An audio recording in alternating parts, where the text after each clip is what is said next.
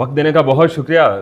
आप सरहद के उस पार से आए हैं जिस धरती के साथ मेरा भी कोई ताल्लुक है। Srinagar institute of information technology, बल्कि श्रीनगर इंस्टीट्यूट ऑफ टेक्नोलॉजी से बीटेक मैकेनिकल इंजीनियरिंग करने वाला शख्स माहौल की तरफ कैसे राग़िब हो गया?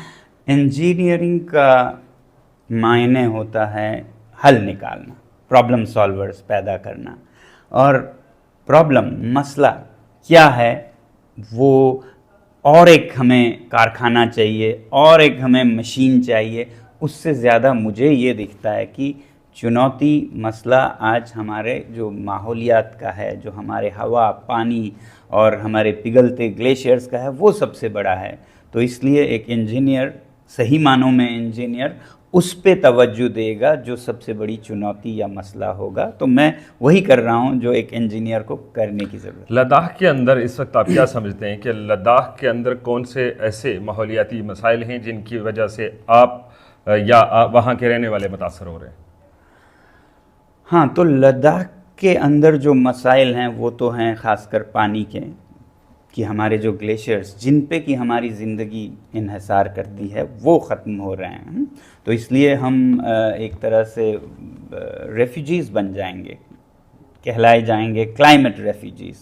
तो इस पे हमें काम करने की ज़रूरत है। हालांकि ये जो मसला है वो लद्दाख के लोगों का किया कराया नहीं है, ये तो दुनिया का, आज तो सब कुछ ग्लोबल है। तो ये मसाइल हमें ग्लोबल वार्मिंग और क्लाइमेट चेंज या क्लाइमेट क्राइसिस के वजह से आ रहे हैं, मगर हम उस पे सबसे अव्वल दर्जे पे हैं जो कि इससे मुतासिर हो रहे हैं। शिकार हम नंबर 1 के हैं, हालांकि इसके वजूहात और जगहों पे हैं। तो इसीलिए हम दो तरफा काम करते हैं, एक तरफ मुकामी हल ढूंढना, लोकल सॉल्यूशंस, दूसरी तरफ ग्लोबल अपील करना कि लोगों को अपनी ज़िंदगी आप थोड़ा सादा कीजिए, जिसमें कि आप इतना ना इस्तेसाल करें इस ज़मीन का कि हमारा अपना जीना मुश्किल। यहाँ पे मकामी सतह पर इक़दामात की आपने बात की, कौन से ऐसे इक़दामात हैं जो मकामी सतह पर करने चाहिए, जो इस वक्त जो ग्लेशियर्स पिघल रहे हैं, चाहे उस पार हों चाहे इस पार हों, दोनों तरफ ग्लेशियर्स पिघल रहे हैं और उसका नुकसान वहाँ की इमीडिएट जो करीबी आबादी है उसको हो रहा है? तो अभी जो ख़ासकर नुकसान हो रहा है वो सैलाबों के वजह से, फ्लैश फ्लड जिसे कहते हैं, जो पहाड़ों में आता है, उसके वजह से हो रहा है, सूखे के वजह से हो रहा है। तो लोगों को सिखाना होगा और मदद करनी होगी कि वो अपनी खेती बदलते हालात में कैसे करें, कि कम पानी में ही खेती कर सकें। इसके लिए जैसे ड्रिप इरिगेशन है वो कैसे इस्तेमाल करें, कभी सैलाब आए तो उसको रोकने के लिए आप चेक डैम्स कैसे करें या आइस डैम्स कैसे करें। ग्लेशियर्स पिघल रहे हैं तो आप इंसानी ग्लेशियर्स या आर्टिफिशियल ग्लेशियर्स कैसे बनाएं, जो कि हम वहाँ कर रहे हैं।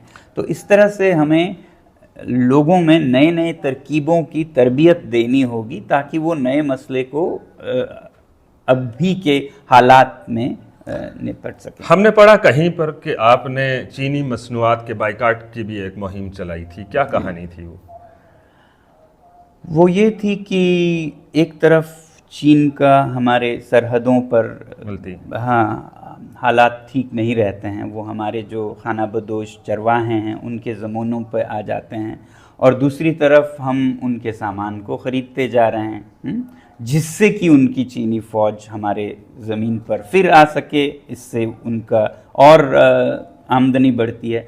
दूसरी तरफ जो साजो सामान हम खरीदते हैं वो भी सस्ते और बिना किसी माहौलियात के ख़याल से किए गए, जिसमें बहुत धुआं, बहुत आलूदगियाँ होती हैं। तो जितना हम सस्ता है कह के ये सामान ख़रीदें उतना ही माहौलियात को नुकसान पहुँचेगा। तो हम ऐसे चीज़ों को ना लें जिसके वजह से हमारी दुनिया की माहौल आलूदा हो रही है और मुकामी तौर पर हमारी ज़मीनें जा रही हैं। तो इसलिए मैंने ये कहा।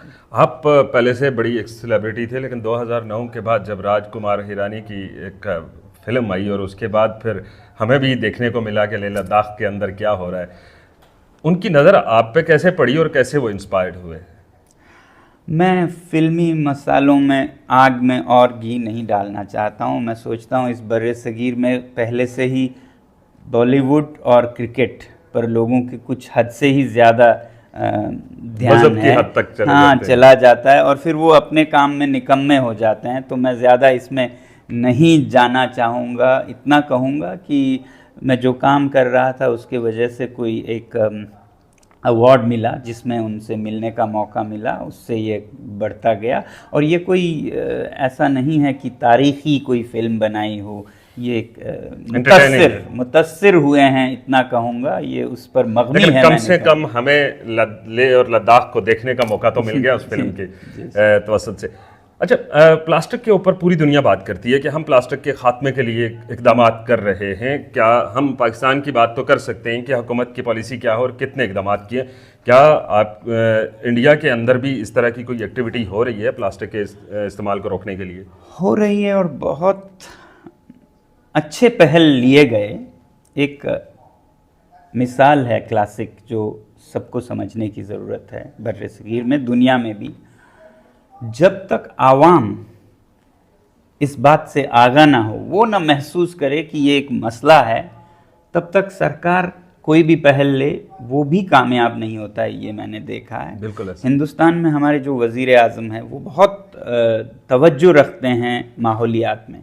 उन्होंने दुनिया में शायद किसी प्राइम मिनिस्टर ने किया हो, मगर उन्होंने सिंगल यूज़ प्लास्टिक पे एक बैन लगा दिया आज से कोई 3-4 साल पहले, खुद से, किसी ने कहा नहीं। उन्होंने तो जिसे कहते हैं प्रोएक्टिव लीडरशिप, ऐसा कदम लिया, मगर उन्हें ये कोई 2-3 महीने में ये बैन वापस लेना पड़ा, क्योंकि आवाम तैयार नहीं थी, आवाम उनके सपोर्ट में आई नहीं। और जो इंडस्ट्री है जो कि मुतस्सिर हुए उस बैन से, वो आवाज़ करने लगी, तो उनकी आवाज़ भारी पड़ गई। आवाम जो कि ये सांस लेती है, जिसके कि आलूदगी का असर होता है, उनकी ज़ुबान छोटी थी। तो इसलिए पहले ज़रूरी है कि आवाम में ये जागरूकता आए, और जब ये जागरूकता आए तो कोई भी सरकार हो वो वही करेगी जो आवाम की मंशा होगी, ख्वाहिश होगी। इसी का नाम जमहूरियत है।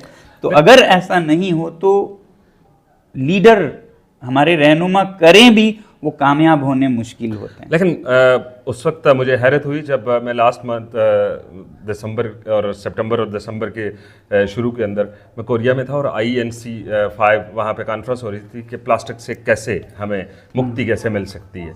तो मुझे उस वक्त हैरत हुई जब पाकिस्तान और इंडिया के अंदर से जो जर्नलिस्ट थे उनमें से वाहिद आदमी मैं था, और वहाँ पे कोई नहीं गया हुआ था। ये चले, जाहिर सी बात है कि आप और या आपकी हुकूमत है या हमारी हुकूमत है, उनके कितने कंसर्न्स हैं इस मुद्दे को लेकर? नहीं, ये हुकूमत के कंसर्न्स की बात नहीं है, ये आवाम की जागरूकता की बात है। आवाम की जागरूकता हो तो हुकूमत की मजाल नहीं कि वो इस पे तवज्जो ना दें। मैं यही कह रहा हूँ कि इस बर्रे सगीर में हमें जमहूरियत क्या, भला तो नहीं कहूँगा, क्या खूबसूरत चीज़ है, ये समझने की ज़रूरत है। हम अपनी जमहूरियत को सड़कों पे पेशाब करने में, कचरा फैलाने में इस्तेमाल कर रहे हैं, ना कि अपने ख्वाहिशों को अपने आकाओं तक, रहनुमाओं तक पहुंचाने में। अगर आवाम साफ़ हवा मांगे, साफ़ पानी मांगे, साफ़ ज़मीन मांगे और शिद्दत से मांगे, तो कोई मजाल नहीं कि कोई भी सरकार इसी काम पे ना लग जाए। अभी लद्दाख क्योंकि टूरिस्ट हब बन चुका है और पूरे इंडिया बल्कि पूरी दुनिया से लोग वहाँ पे जा रहे हैं, तो एक वक्त था कि जब आपने वहाँ पे लद्दाख की खुसूसी हैसियत के बारे में मुहिम भी चलाई थी। उस मुहिम को चलाने की ज़रूरत क्यों पेश आई? वो जो खुसूसी इख्तियार वगैरह की है, वो डोमेस्टिक है, हिंदुस्तान की अंदरूनी मामले हैं, उस पर मैं बात नहीं करूंगा। मैं हवा, पानी, बर्फ़ पे बात करूंगा, जो कि बर्रे सगीर के सारे मुल्कों मैं उसी तनाजुर में आ रहा हूँ कि टूरिस्ट आ रहा है। डेफिनेटली जहाँ पे टूरिस्ट आएगा तो वहाँ पे नेचर को नुकसान हमेशा से पहुँचता है, क्योंकि हम जिस खित्ते के अंदर रहते हैं, यहाँ टूरिस्ट जो हैं वो वहाँ पे जाके साफ़ सफाई का ख्याल नहीं रखते, इस तरह की एक्टिविटीज़ होती हैं। तो जो टूरिस्ट आ रहे हैं तो उनको कैसे एजुकेट किया जा रहा है? क्या लद्दाख के अंदर आपने कोई ऐसा? नहीं, बदकिस्मती से उतना उनकी तालीम तरबियत पर ध्यान नहीं गया है। हालांकि हम अपने अपीलें करते हैं, उससे फ़र्क पड़ता है, मगर इससे बेहतर होने की ज़रूरत है, जिसमें आपके हरकतों के नताइज हों, मनफी नताइज हों। ऐसे भी होने चाहिए, कानून होने चाहिए जो इस आबो हवा का इज़्ज़त करे। तो ऐसे बहुत सारे इक़दामात लेने बाकी हैं। अभी काम जारी है। बिल्कुल। लास्टली ये बता दें आपको, एक तो पाकिस्तान आगे पाकिस्तान आमद पर हमने आपको खुश आमदीद तो पहले नहीं कहा, लेकिन अब आपको खुश आमदीद भी कह देते हैं।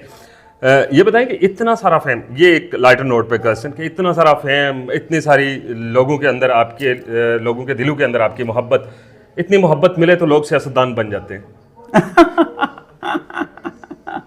जी, सियासतदान अलग अलग तरीके के होते ये काम आप सियासत में भी जाके कर सकते हैं। हैं। ये मैं सियासत ही कर रहा हूँ, मैं वो सियासत कर रहा हूँ जिससे कि लोग सही सियासतदान चुने।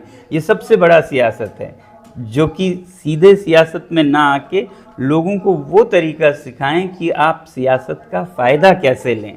आप समझ रहे हैं? बिल्कुल। बिना वो समझे आप गलत सियासत में पड़े रहेंगे और मुल्क की भी बर्बादी होगी। तो मेरा सियासत ये है कि लोग सियासत को अमल में लाना सीखें, और ये बहुत बड़ी सियासत है। इस तरह से देखें तो मैं सियासत में हूँ, मगर बराह रास्त नहीं। बराह रास्त नहीं है। बहरहाल एक और इसी बात से मुझे एक ख्याल आ गया और एक दावतनामा आ गया कि मैं उस वक्त बड़ी खुशी होगी मुझे जब आप लद्दाख से मुजफ्फराबाद आएंगे।